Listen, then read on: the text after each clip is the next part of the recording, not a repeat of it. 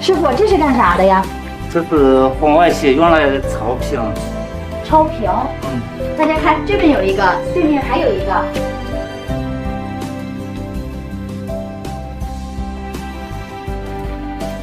我正在改造的小院儿总共有5间屋子，这个是最东边带火炕的那间。经过几天的奋战，小炕变成了大炕，紧挨着的是厨房，原来没有灶台，给它加了2个。就这大灶台烧出来的饭菜，那叫一个香，我都能吃2大碗。再往西走，2间屋子原来贴的是旧报纸，也没做吊顶，我把报纸撕了，刮了腻子，房顶上安了一层塑料布用来挡灰，再把从网上买来的草帘子量好尺寸给它安上去。再换个颜色呢？如果要换，什么颜色最搭？大家给我点建议呗。这是最西边一个不小的工程，请了好几个泥瓦工师傅来干活，我依然充当革命的一块砖，哪里需要哪里搬。不是我有多勤快，刚盘好的灶台冒烟了，那满屋子的烟呢。这个是我们小院的餐厅，现在呢需要给它再做装饰的就是墙面怎么处理，火墙的墙围子怎么去给它设计。这是第4间。这间屋子呢，我准备把它设计成书房，现在呢还有点乱，还没有清理出来。我把大炕收拾了出来，准备把炕沿儿。之前看到有段子里人们用火把木头烤成炭色，觉得特别好看，我想自己尝试一下。这是改造前的样子，咱先插上角磨机，分别用320到1000目给它先抛光，再用砂纸手动抛光一次。俗话说细节决定成败，看着小活干的那是方方面面，道道位位。关键的来了啊，看神奇的一幕，这就是传说当中的火烧木。你问我为什么老要甩几下，这可是独家秘籍，开个玩笑，其实是工具不好使。怎么样，有没有让你们看到巧了滋的雪糕想咬一口的感觉？接着呢，给它从头到尾再抛光打磨一遍，倒上水性漆，用不掉毛的棉布子给它均匀抹开，目的是为了增加它的光泽度，还能保护木头不开裂。1遍2遍3遍4遍5遍，收工完活。这个感觉怎么样？满分100分，给我打个分吧。给我打满分的老铁，我上您家给您做去。我是董姐，我花6万租了个带40亩果园林的小院儿，喜欢的老铁加个关注，来小院儿吧。室外的池塘和大棚进一步的改造还需要再等几天。猜猜我这是在干嘛？今天我要美化一下大屋的炕墙，操作流程简单，全凭耐心和细心。看我这一张张往下撕纸的过程，有没有感觉很爽？这是初步效果，你以为这么简单就完工了吗？那可不是董姐的风格。把炕沿和墙边遮挡好，开始喷漆。喷漆过程要求胆大心细，一气呵成。等到漆干了，再把多余的胶带纸给它撕掉。整个过程胶带纸8元，自喷漆20，人工可以忽略不计。有这业务需求的老铁，评论区留言，找你董姐。我的小院生活简单而快乐，人生啊要懂得知足常乐。幸福没有唯一的定义，不如意更是十有八九。无论陷于何种境地，都不要消沉，向下扎根，向上开花，不负生活。咱先量好炕沿尺寸，去建材市场买凹松板，用台锯把木板按尺寸切割好，装车回小院。为了精准，先把木板按顺序在炕沿摆好位置，调整间距高低，不适合的地方用电刨子给它再找平。一面墙整8块板，宽了放不平，窄了中间有空隙。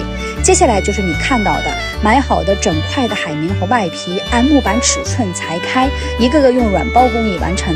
刷胶、粘海绵、上固定夹，用钉枪4边固定。咱家里的沙发呀、床的靠垫都是这种软包工艺，只是难度大小的区别。我太佩服我自己了，有没有觉得我是万能董姐？下个视频分享如何上墙不软包的过程。接下来我要把它固定在墙上，把软包摆好位置，先拿一块试验一下，胶均匀的抹在木板上，结果以失败而告终。我纳闷了，当时老板可是拍着胸脯保证他家的胶绝对没问题，那问题出哪了呢？一琢磨，我发现4个角的位置高，胶抹在木板中间，粘的时候是悬空的，根本碰不着墙，所以没法固定。这回调整战术，往边框和4个角上以圆圈的方式打胶，一次性全抹好，再一块块粘，效果果然不错。再贴上胶带，保证24小时内它不掉下来，就很稳固了。有朋友留言说，董姐什么都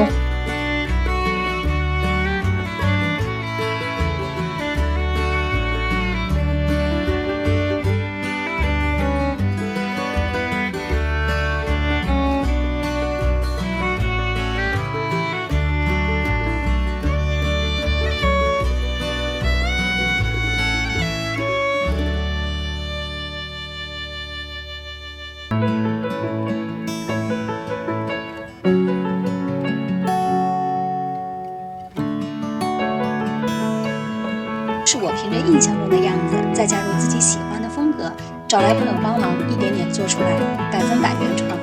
小院里搭凉亭就像汉堡加可乐，那是绝配。特别是在小院的池塘水系旁再搭个凉亭，整个小院更灵动了，多少有一些江南小桥流水人家的感觉。没打造小院之前，我以为我只能做一名职场人。如今在小院改造的过程中，不断激发我的潜能，给我带来无穷的乐趣，这超出了我的预料。有老铁问我，董姐你不累吗？花点钱找个装修队，几天就能把凉亭做出你想要的效果，这是个办法，简单还省力。可这样的凉亭就不是我想要的了，创意都是在工作中突发奇想，我可以随时将我的想法用双手打造出来。也许是废旧的轮胎、没用的木料，甚至是不起眼的麻绳，都能给我带来灵感。这样诞生出来的小院才是我的初衷。这个时代太多的复制粘贴，千篇一律的东西没有生命，而自己在动手创作时可以无限创新，只给小院的气质。刚开始焊钢管，因为没经验，中间间隙太大，怕木板垫上去承重不够，又加了不少钢管，提高了安全系数。这4个木桩也是钢管焊起来，为了整体美观，又把木板给它在4周包起边来。凉亭顶部最早是想用彩钢板来着，因为方便省事儿啊。想想感觉上好像有那么点不搭，最后呢还是一根根的钢管给它搭起来，上下2层塑料膜，里面上草帘，外面盖茅草，这样在我看来就完美了。这一通改造下来，除了都是自己动手，中间请了几个朋友一起来帮忙，终于完工了。这会儿四仰八叉的在凉亭的空气里的花香，池塘流水产的颜值加享受担当，小院的点睛之笔。从开始构思到搭建到今天完工，已经历经了将近1个月的时间。你看到的这个根雕就是他做的，还记得他吗？爱根雕、爱做手工活的地主老好，最近朋友老王乔迁之喜，老好准备为他私人定制个摆件作为。刚才把这木头放水里泡是啥意思呀？目的是把树皮泡软，好打磨。你慢慢往下看，看这娴熟的动作，不知道的还真以为他是干这行的，但他确实是因为喜欢才琢磨的。老好说，做这个呀，需要先把原木料用水给它浸泡透，把外皮打磨掉，再慢慢修形，磨出木头里层的纹路。木头里层还有纹路吗？我还真是第一次听说。这就是传说当中的虎皮纹，如果力度控制不好，容易把纹路打断。哎，这怎么还冒烟了呢？这木质这个石头是怎么进去的？就长进去了吗？关于石头是怎么进去的，老好说，寒号鸟爱出柏树籽儿，吃完之后呢，鸟的粪便便落在了牙缝中，发芽长成树。这石子儿呢，就是在树经历了成百上千年的过程当中，慢慢被包裹在树根部的。哎呀，这真是万花丛中一点绿，在新花丛里闻着花香，做着自己热爱的事儿，太幸福了。他还打算明天在这树底下喝茶呢。抛光上蜡安底座，这可是世界上独一无二的艺术品。我看它像一头正在低头吃草的鹿。你看，今天我在小院搭焖炉，你就说吧，咱小院啥没有？用这个烤全羊，那是外焦里嫩，香意扑鼻。除了烤全羊，烤鸡、烤鸭、烤大鹅，能吃的都能烤。当然了，也是能烤土豆、烤地瓜的。制作的过程呢，先点着火，再把土豆、地瓜、大鹅等这些食物用锡箔纸包裹好，从铁门放进去，放在底层，上面的大铁架放上整只全羊，最后呢用泥巴把炉子的顶部和铁门都给它封住。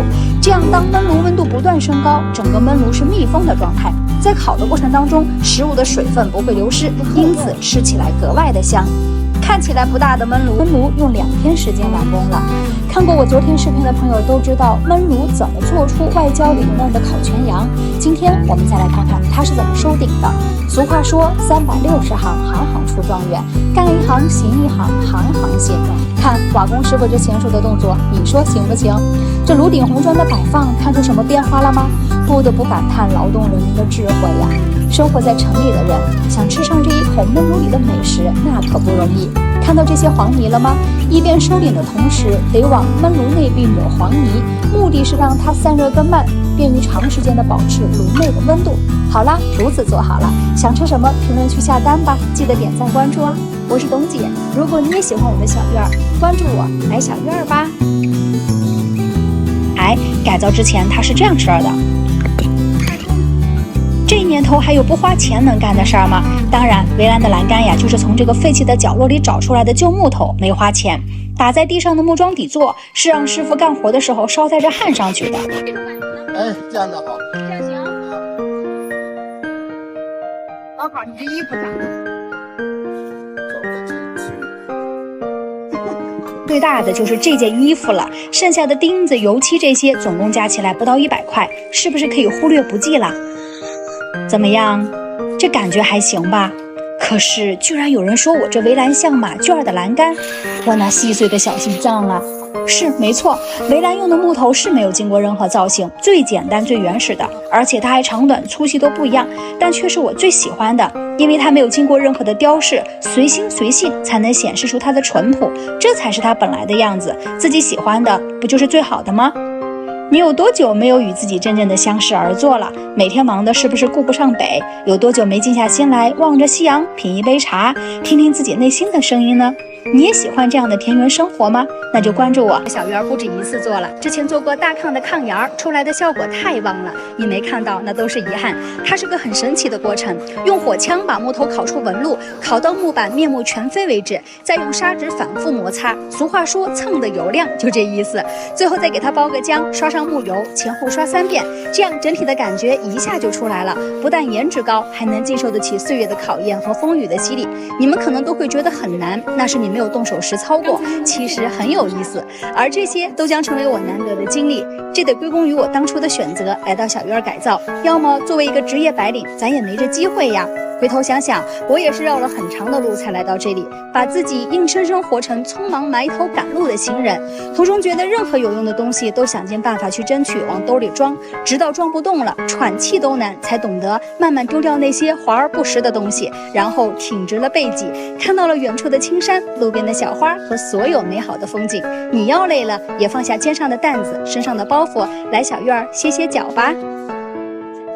准备一捆旧麻绳，一只可以无限吹大的结实的气球，一只灯泡，再带上条拉布拉多，便可以完成我书房的这盏灯。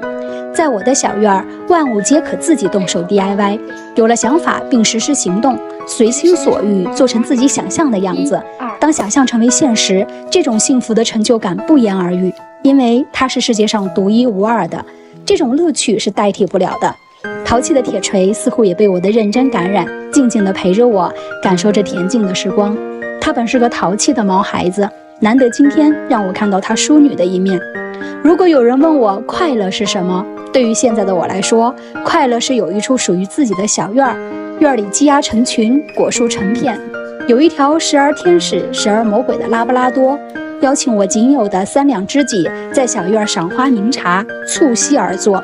愿屏幕前的你也能找到真正属于自己的快乐。让铁锤妹妹出镜了，她实在是太脏了。铁锤呀，粉丝们都要嫌弃你了，因为刚给她打完疫苗，还不敢洗澡，每天只能擦一擦。但光擦解决不了问题呀，她平时最爱做的事情就是钻煤堆。为了解决这个问题，我给她安排了这个运动场，这样老铁们每天就能看到漂漂亮亮的小铁锤了。有很多人吐槽说我家的小院不是院，整个一庄园，咱能低调点吗？虽然有个40亩地，那也是带果园林的小院啊。还有人说我家小院的屋子不好看，那是因为我们的改造还在进行中，这波铺上草坪，是不是立马感觉不一样了？加上这条人见人爱，到现在为止还有很多老铁说它是繁庭家体了，铁锤妹妹该不高兴了。从来没有过的36度持续高温的日子里，我热火朝天的开始了又一项大工程的改造。你们猜猜这个模具是用来干啥的？看出来了吧？没错，铺路用的。今天董姐要在小院从花圃到焖炉铺上一条水泥路，这可不是一条普通的水泥路，是超级有个性的一条路。这个模具是一个朋友推荐给我的，我看了他家1楼小院铺好的整体效果，那真的是没得说。有人看我这大热天的遭这罪，都说董姐你图啥呀？花钱雇人干不就得了吗？我想说呀，这不是钱的事儿。我在最初计划在这铺路的时候，脑海里就已经构思好了它该怎么施工，怎么一步步完成，并想到了最后整体的效果。我现在自己动手做，要的就是这种期待中的快乐。我为什么要花钱让别人来享受我的快乐呢？你觉着呢？你别看这活简单，干起来呀还挺费时间。填完一个得3到5分钟，填完还得等上2、3分钟才能脱模。我听了朋友的建议，一次买了2个替换着来，果然效率提升了不少。再用铁锤的猛爪盖个章，那就举世无双了。最后再给它刷个颜色，你们看看这效果怎么样？路铺好了，我觉得呀，周围应该怎么着给它再整体完善一下，效果会更好。聪明的老铁，给我支个招吧。姐，咱们今天干嘛去呀？咱们去禾草捡些鹅卵石，镶在那天铺好的水泥路上。这边啊，哎，欣欣，快来看。这个应该是前2天下大雨从山上冲下来的。哎，你看，这个木头里面还有一块石头。你别看这是个枯木啊，董姐能给它做成一个艺术品。真的假的？董姐啥时候吹过牛啊？那鹅卵石不剪了吗？不着急，咱们今天先把这个做出来，改天再来剪也来得及。这个就是刚才我们在禾草里面捡回来的一个枯木枝，前2天下大雨的时候从山上冲下来的。你看它这个造型，我能把它做成一个艺术品，给它做成一个骨架。在做之前，我先给它在水里边泡一会儿，才能够进行接下来的工序。这个做出来老快呀。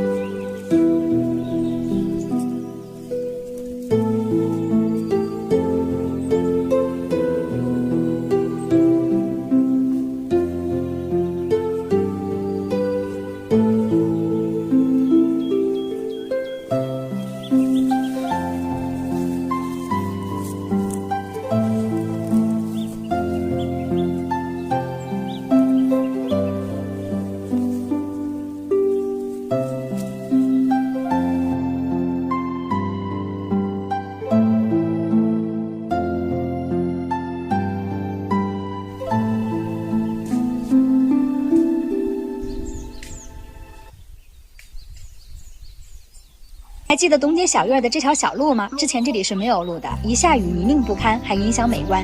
在最炎热的夏季，我和上水泥沙子，用2个模具一块块铺出了这条属于自己的小路。今天又把水泥路中间的缝隙用沙子给填实。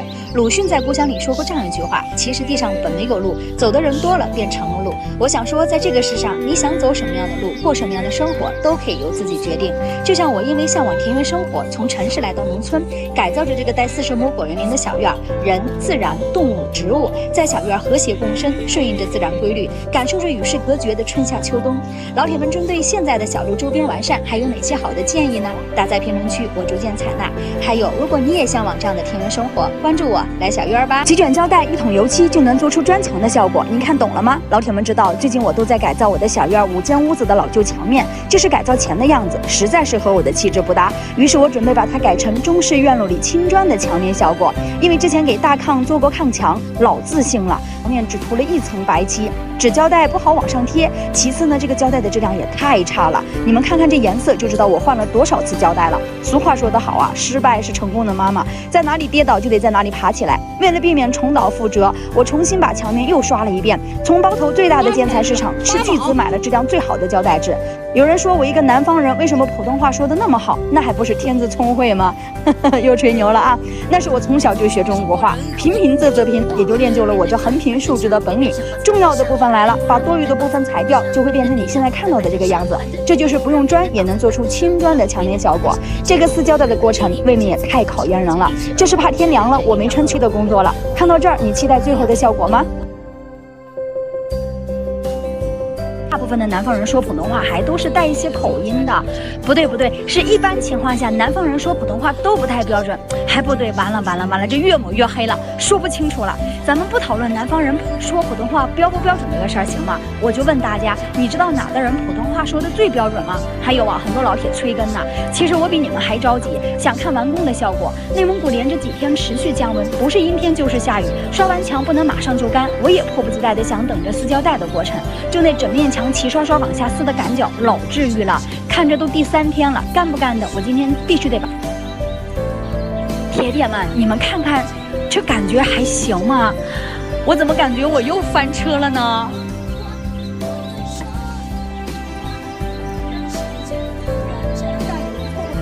但是董姐这个要求完了以后，必须得重新给它改造，重新来盖上。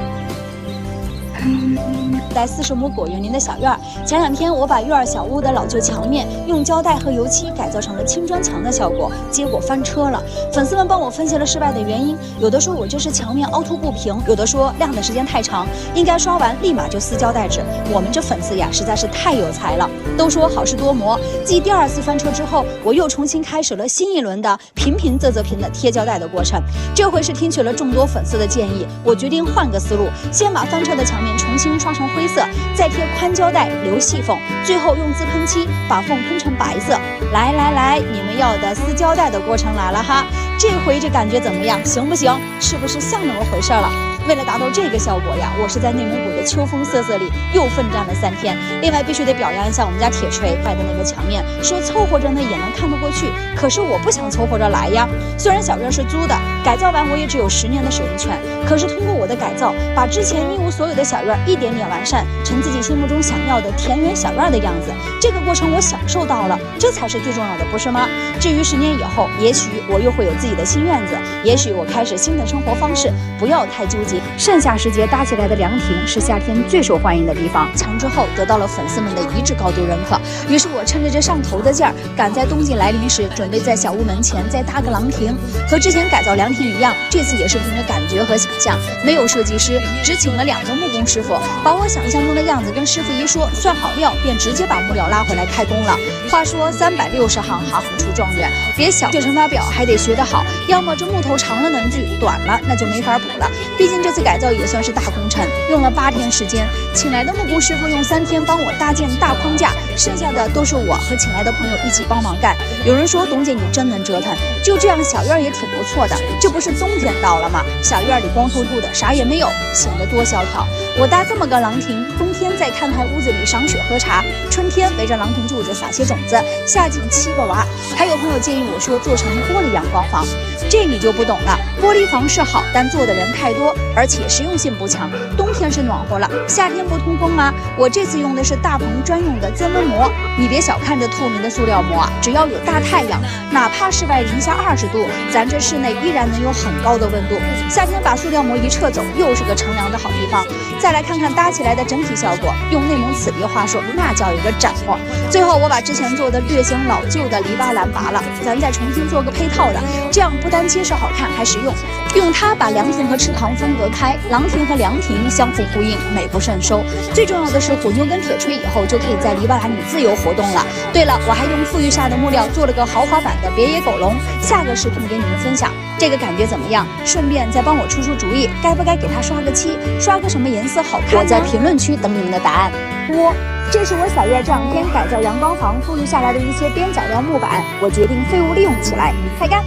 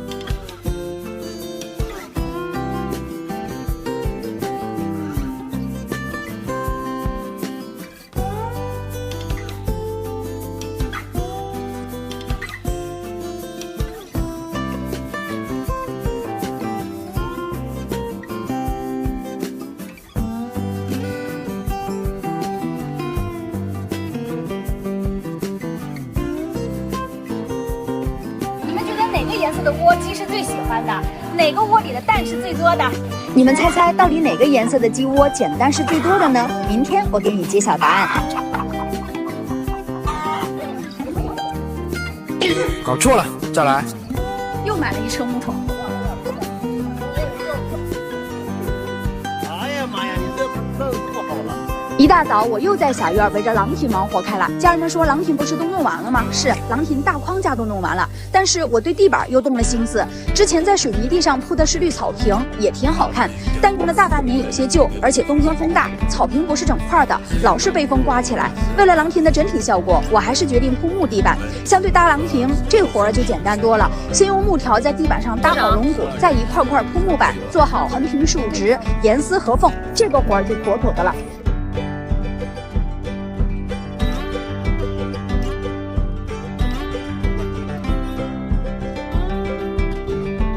当然，咱非专业木匠，遇到这种情况，蹭一蹭也就解决问题了，让各位见笑了啊！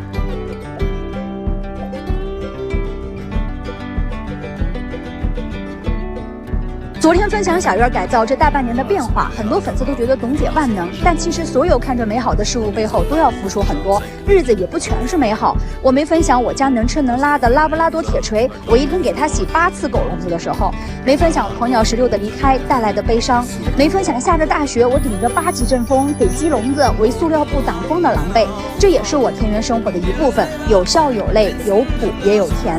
这半年的田园乡村生活，让我感触最深的就是，生活的美好取决于你的态度。生活里向往的诗和远方，也可能就在你的身边。简单平凡的柴米油盐和1日3餐。对了，我不是说要把阳光房背景墙做个效果吗？你们先看看。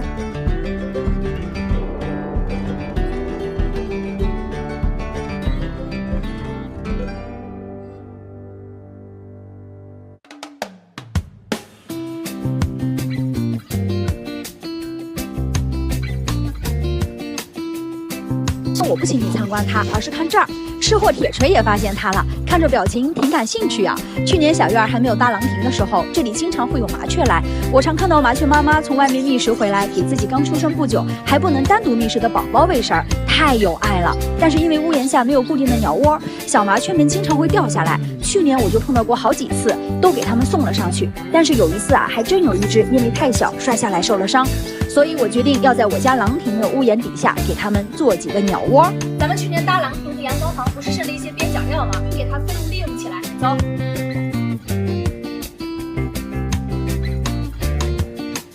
看，小麻雀在那等着呢。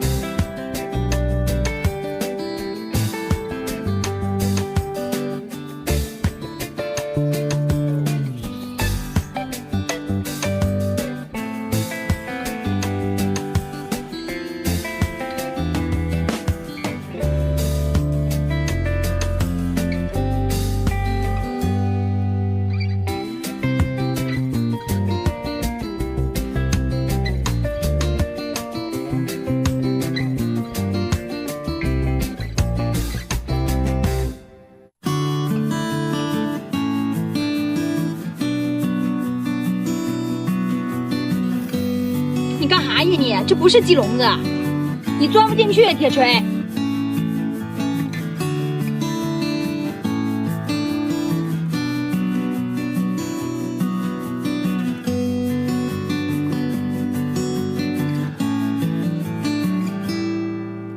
快来看看这个感觉怎么样？黄色的那个鸟窝，我给它取了个名字叫暖春阁，剩下的就交给你们了。我准备征用点赞最多的那2个。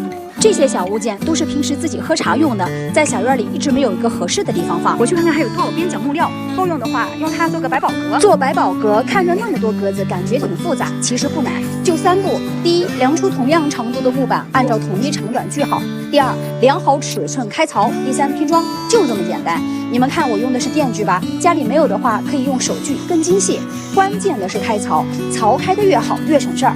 万一要是有点偏差了，再手动打磨打磨也就卡进去了。你说说，我用了1天的功夫，就把鲁班师傅用榫卯工艺得花半个月才能干出来的活儿给他干完了，你让他老人家怎么想？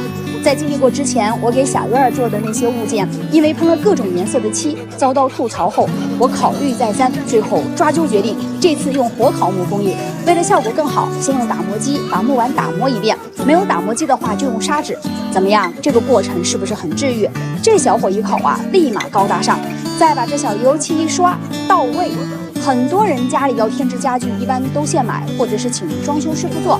但我总感觉装修师傅理解做出来的和你自己想要的样子总是有差距，所以自己动手把想象中的样子变成实物更有益。来吧，看效果。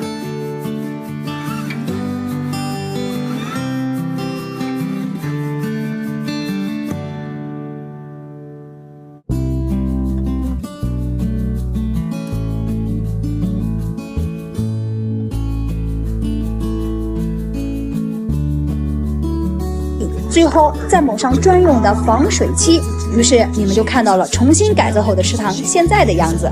看这色儿，这小气质，是不是瞬间成了小院里面最亮丽的一道风景线？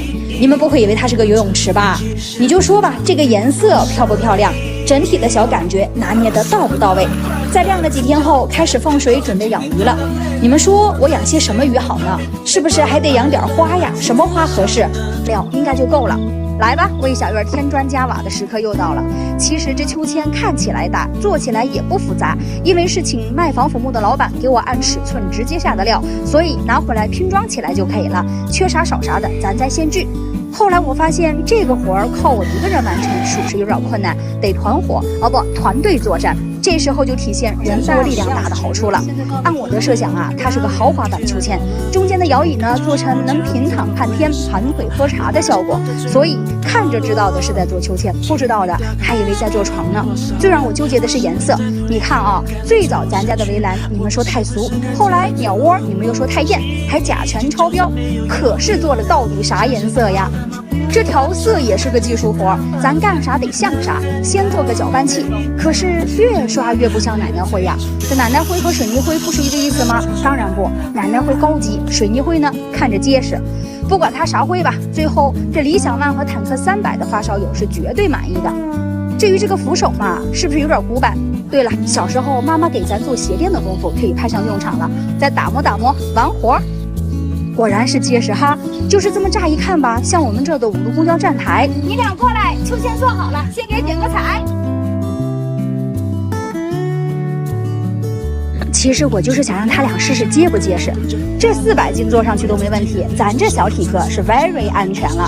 你从我家铁锤那舒服的小表情能看出来，这秋千不但结实，体验感是极好的。听说这么一个秋千外面得卖1500-1600呢，你猜猜我花了多少成本？有没有想来小院感受一下的？我敢保证啊，这回选的颜色你们肯定都满意，不信咱们评论区见。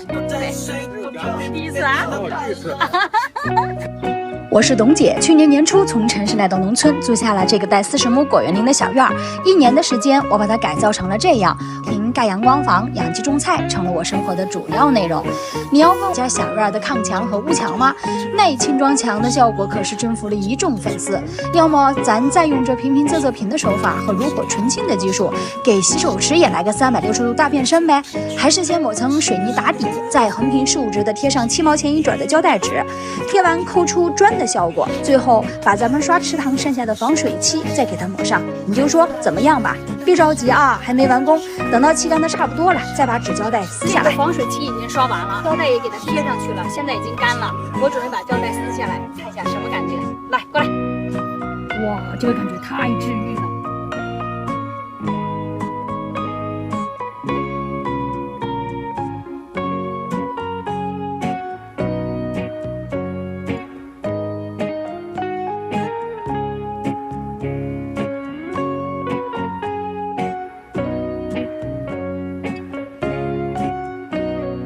木板拖走，再把地找平。聪明的你已经知道我要干什么了，对，撒草籽。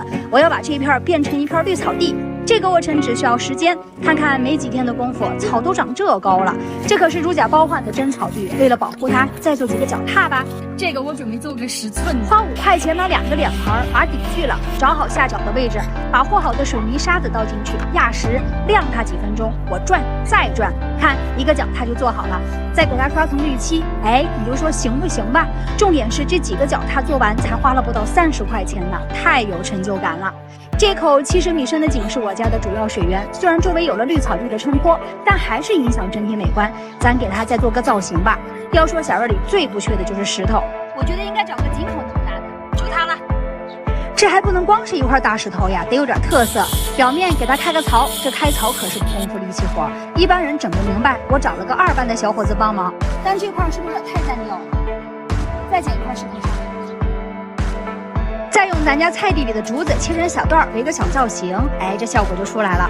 这还没完事儿啊，处理一下细节，用买回来的椰砖加点咱们自己做的有机肥，倒进石槽里，铺平以后密密麻麻的撒层草籽儿，哈哈，还是个心形，太有爱了吧！最后盖上层薄薄的土，就等着它发芽吧。有没有和我一样期待石头上长草的？来看效果。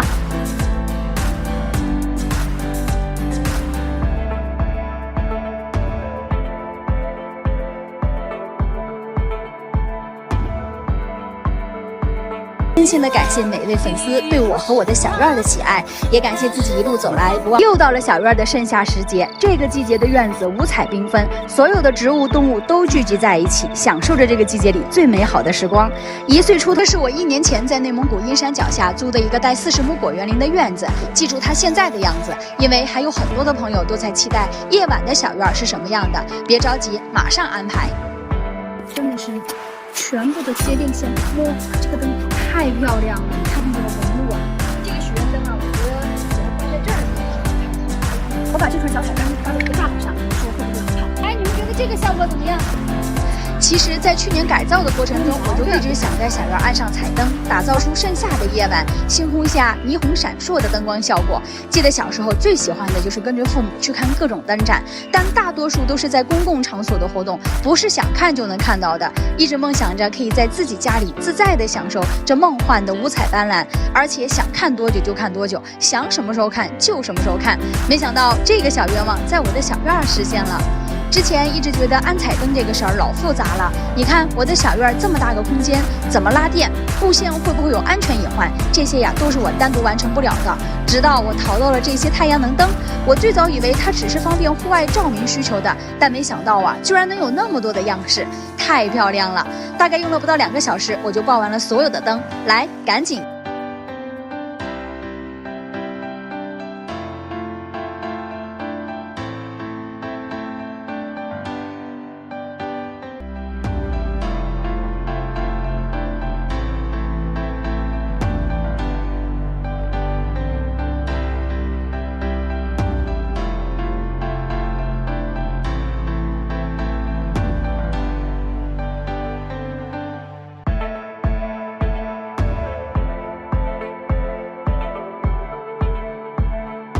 别流口水啊，咱再等几天。这是池塘盛开的几朵睡莲，郎亭的葫芦和南瓜。还记得我说过要把挂满葫芦的郎亭的样子分享给大家，来看看这回葫芦兄弟们都给聚齐了吧。至于这只悠哉的爬上屋顶晒太阳的大南瓜，你是不是认为它是个头最大的？ No， 最大的在这儿呢。来考考你们的眼力劲，猜猜它现在有多少斤？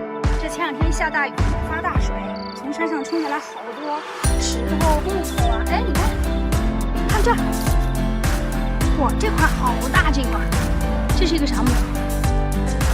刮了我一下，我得把它搬出来。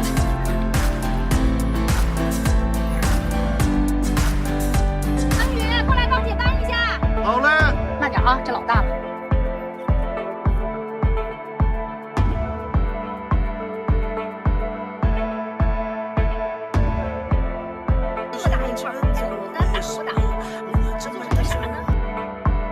哎，咱们这样吧，我准备把这一块给它锯平了，锯成一个平面，这样可以放一个花盘，然后在这个上面呢也给它锯平了，再可以放花盘，这样是不是就好看了？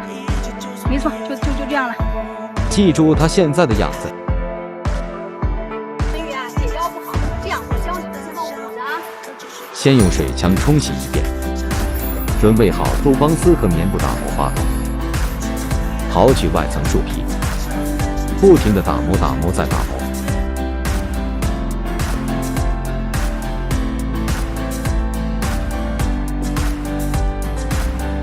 树缝中的树皮杂质也要抠掉，否则影响整体美观。最后看打磨完的样子，喜欢的老铁要个点赞，不过分吧？成群结队，成了这座池塘的主人。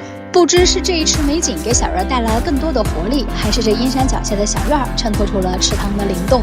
总之，一切都是刚刚好。我是董姐，如果你也喜欢这样的田园生活，关注我，来小院吧。我打磨的这些木头，感觉一天过得也挺充实。下面就跟着我一起沉浸式的享受这个过程吧。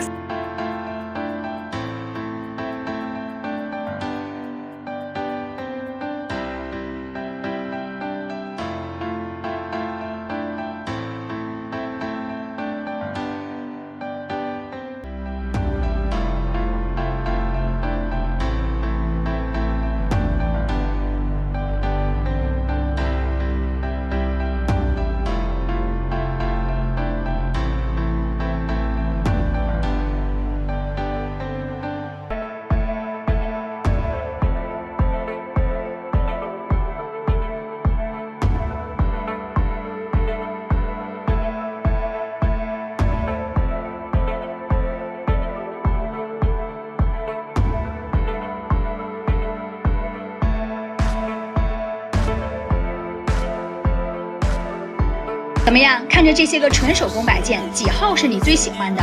闲着也是闲着，评论区咱给投个票呗。最后我想说，虽然都居家20来天了，但还算是幸福的。这年头啥是幸福？幸福就是核酸阴着，钱包鼓着，健康码绿着，什么悍马宝马都比不上绿马，你说对不？为了守住咱的绿马，一起为包头加油，内蒙古加油！千万别忘了评论区投票哈。